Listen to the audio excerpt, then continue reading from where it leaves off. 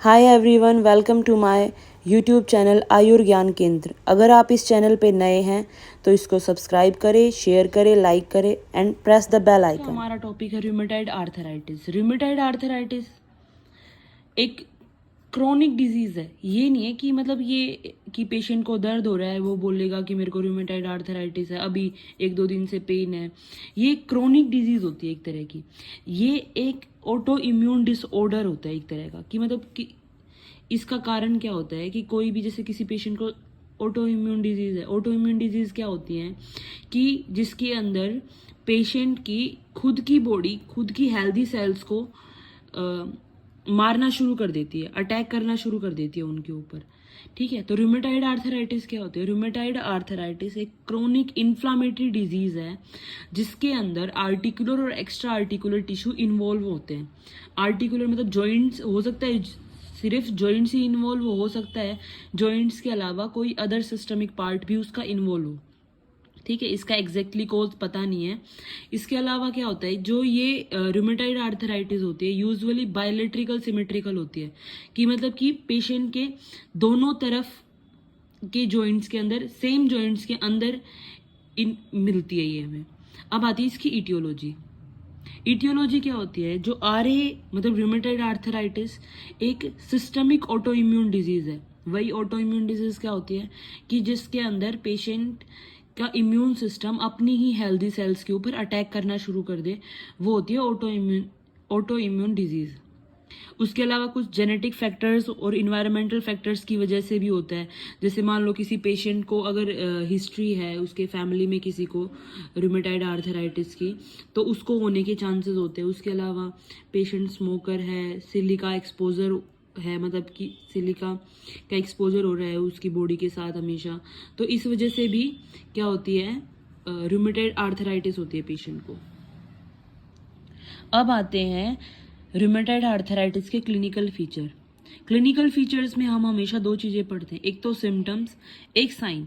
Symptoms क्या होते हैं? सिम्टम्स वो होते हैं जो पेशेंट आके डॉक्टर को बताता है, और साइंस वो होते हैं जो डॉक्टर खुद नोटिस करता है पेशेंट के अंदर। ठीक है, तो सिम्टम्स क्या क्या हो गए? Fatigue, anorexia, weakness.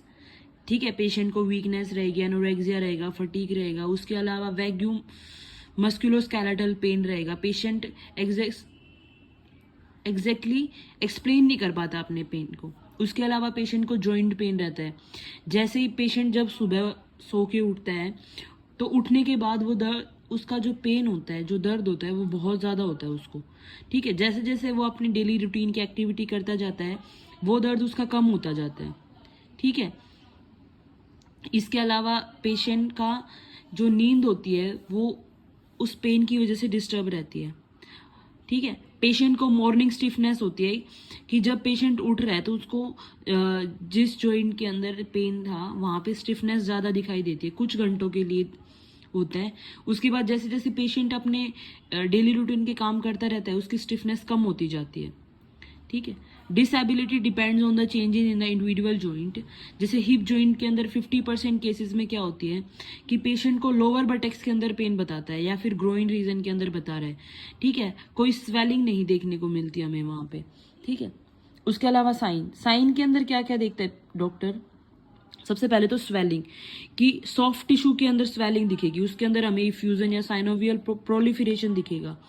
टेंडरनेस मिलेगी, जब हम उस पे जॉइंट के ऊपर प्रेशर डालेंगे तो वहाँ पे हमें टेंडरनेस दिखाई देगी। टेंडरनेस क्या होती है कि दबाने पर पेशेंट को दर्द महसूस होता है। इसके अलावा क्या होता है, रूमेटॉइड आर्थराइटिस में जो पेशेंट का जॉइंट अफेक्टेड होता है उसकी मूवमेंट लिमिटेड हो जाती है, कि पेशेंट को इतना पेन होता है कि वो अच्छे से अपने जॉइंट्स को मूव ही नहीं कर पाता, और जो भी जॉइंट अफेक्ट होता है उसके आसपास मसल वास्टिंग हो जाती है।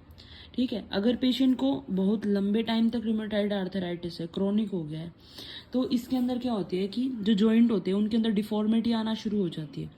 तो रूमेटॉइड आर्थराइटिस के अंदर हम मेनली दो डिफॉर्मिटी देखते हैं, एक तो स्वान नेक डिफॉर्मिटी, एक ब्यूटेनियर डिफॉर्मिटी। स्वान नेक डिफॉर्मिटी के अंदर क्या होती है, जो प्रॉक्सिमल इंटरफेलेंजियल जॉइंट्स होते हैं उनके अंदर हाइपर एक्सटेंशन हो जाता है। और ब्यूटेनियर डिफॉर्मिटी के अंदर क्या होती है कि जो प्रोक्सिमल इंटरफेरेंजियल होते हैं वो उनका तो फ्लैक्जन हो जाता है और डिस्टल इंटरफेरेंजियल जॉइंट्स के अंदर एक्सटेंशन होता है। ये दोनों डिफॉर्मिटी हमें क्रोनिक रूमेटाइड आर्थराइटिस के पेशेंट में देखने को मिलती है कि जो उसकी फिंगर्स हैं, उनकी जो फिंगर्स की जो जॉइंट्स हैं उनके अंदर ये डिफॉर्मिटी मिलती है हमें। उसके अलावा जो पेशेंट के नोड्यूल्स होते हैं वो पाल्पेब्रल हो जाते हैं।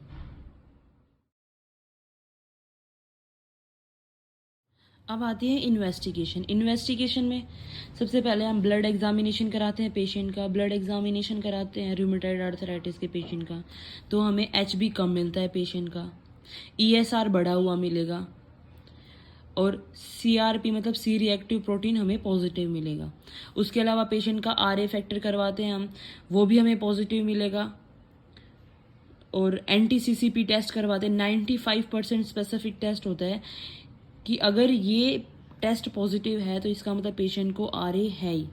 उसके अलावा जो साइनोवियल फ्लूइड एग्जामिनेशन कराएंगे पेशेंट के जॉइंट से फ्लूइड लेके और उसका एग्जामिनेशन कराएंगे तो पेशेंट का WBC काउंट बढ़ा हुआ मिलेगा विद न्यूट्रोफिलिया।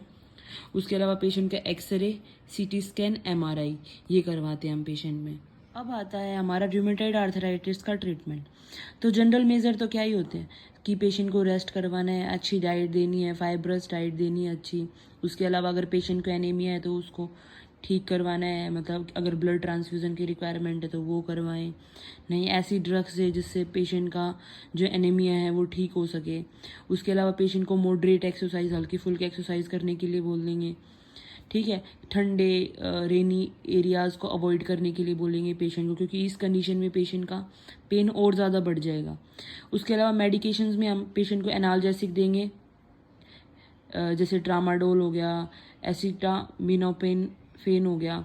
उसके अलावा NSAIDs देंगे जैसे आइबुप्रोफिन, डिक्लोफेनिक सोडियम वगैरह, ये सब ऐसी ड्रग्स ये देंगे जो NSAIDs होती हैं वो देंगे।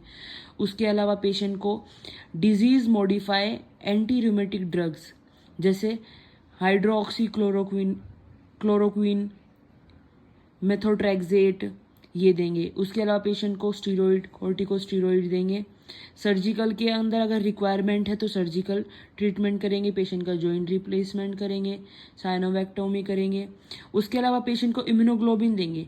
2 kg/kg बॉडी वेट के हिसाब से हम पेशेंट को इम्यूनोग्लोबिन देते हैं। तो ये हमारा टॉपिक था रूमेटाइड आर्थराइटिस। Thank you.